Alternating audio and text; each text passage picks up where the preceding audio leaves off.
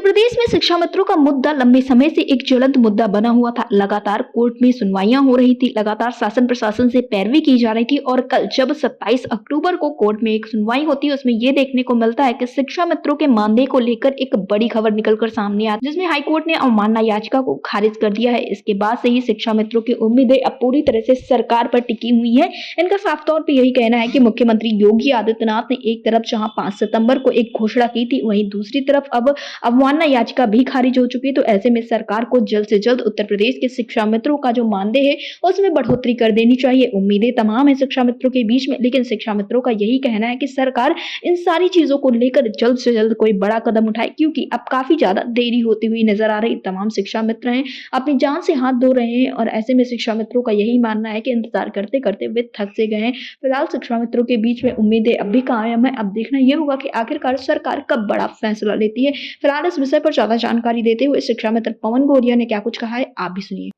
पवन गोलिया जी, आपका हमारे चैनल लिटिल टीवी पे बहुत बहुत स्वागत है। जी, हमारा नमस्कार और आपका धन्यवाद। पवन गोलिया जी, जैसा कि देखने को मिला कि शिक्षा मित्रों के मानदेय को लेकर एक बड़ा अपडेट आया है, जिसमें देखने को मिला है कि हाई कोर्ट ने अवमानना याचिका को खारिज किया है। तो इससे शिक्षा मित्रों का क्या कुछ मानना है, क्या कुछ असर पड़ रहा है शिक्षा मित्रों के ऊपर? देखिए, शिक्षा मित्रों पर इसका बहुत ज्यादा प्रभाव नहीं पड़ रहा जी, लेकिन जो कमेटी है, प्रशासनिक कमेटी बनी थी, संवैधानिक कमेटी बनी थी जी, जो कल उन्होंने एफिडेविट दिया है जी, कि मानदेय वृद्धि का जो अधिकार है जी, वो कैबिनेट का है, हमारा नहीं है। जी, यदि ये माननीय न्यायालय को 1 वर्ष पहले जी, स्पष्ट और ईमानदारी से यही बात उस समय बताते जी, तो आज 1 वर्ष का धोखा नहीं होता। जी, इसके लिए जो कमेटी है वो पूर्णतः जिम्मेदार है शिक्षा मित्रों के मानदेय वृद्धि को रोकने के। जी। तो पवन गोलिया जी, क्या ये माना जाए कि इतने लंबे समय से शिक्षा मित्रों को लटकाने का प्रयास किया जा रहा था, एक उम्मीद दी जा रही थी, बार बार तारीखों पर तारीखें दी गई, उसके बाद फिर अवमानना याचिका ही खारिज कर दी गई?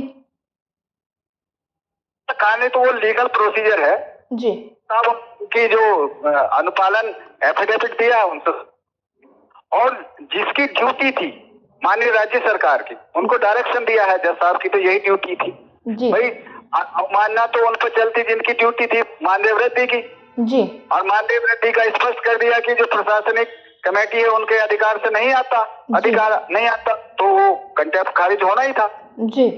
लेकिन सबसे ज्यादा दोषी जो ब्यूरोक्रेसी है, जो प्रशासनिक है, जो संवैधानिक अधिकारी हैं, उनकी ये ड्यूटी है कि उन्होंने 1 वर्ष तक शिक्षा मित्रों को और माननीय न्यायालय को गुमराह किया।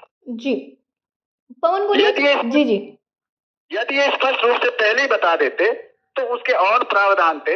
हम स्टेट या माननीय न्यायालय जो है, जो कैबिनेट से अपना निवेदन करता कि भाई आप लोग जो जैसा कल के आदेश में करा उसका पूर्व भी हो सकता था और इस समय तक हमारा मानदेय बढ़ सकता था। जी, पवन गोलिया जी, तो क्या एक बार ये कहा जा सकता है शिक्षा मित्रों को महज इंतजार ही करना, क्योंकि मुख्यमंत्री योगी आदित्यनाथ ने तो 5 सितंबर को घोषणा कर ही दी थी और अब इंतजार है कमेटी का, और इसी के साथ ये देखा जा रहा है कि समिति की तरफ से क्या कुछ किया जाता है। तो कहीं ना कहीं फिर से शिक्षा मित्रों को इंतजार करना है और शासन प्रशासन की पैरवी करनी है।